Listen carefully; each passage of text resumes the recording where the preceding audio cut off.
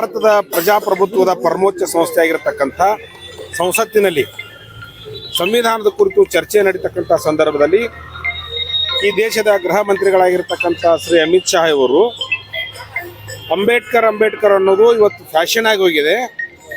ಅಂಬೇಡ್ಕರ್ ಅನ್ನುವ ಬದಲಿಗೆ ದೇವರ ನಾಮಸ್ಮರಣೆ ನೀವು ಮಾಡಿದ್ರಿ ಅಂದ್ರೆ ಅಷ್ಟು ಸಾರಿ 7 ಜನ್ಮಕ್ಕೂ ನಿಮಗೆ ಸ್ವರ್ಗ ಪ್ರಾಪ್ತಿ ಆಗ್ತಿತ್ತು ಅಂತಕ್ಕಂಥ ಮಾತನ್ನು ಹೇಳೋದ್ರ ಮುಖಾಂತರ ಬಾಬಾ ಸಾಹೇಬ್ ಅಂಬೇಡ್ಕರ್ಗೆ ಅವಮಾನ ಮಾಡೋದ್ರ ಜೊತೆಗೆ ಬಾಬಾ ಸಾಹೇಬ್ ಅಂಬೇಡ್ಕರ್ ಬರೆದಿರ್ತಕ್ಕಂಥ ಸಂವಿಧಾನಕ್ಕೆ ಅವಮಾನ ಮಾಡೋದ್ರ ಜೊತೆಗೆ ಸಂವಿಧಾನ ಈ ದೇಶದ ಎಲ್ಲ ನಾಗರಿಕರ ಆಸ್ತಿ ಆಗಿರೋದ್ರಿಂದ, ಯಾಕಂದರೆ ಸಂವಿಧಾನದ ಪ್ರಸ್ತಾವನೆಯಲ್ಲಿದೆ ಭಾರತದ ಪ್ರಜೆಗಳಾದ ನಾವು ಅಂತೇಳಿ.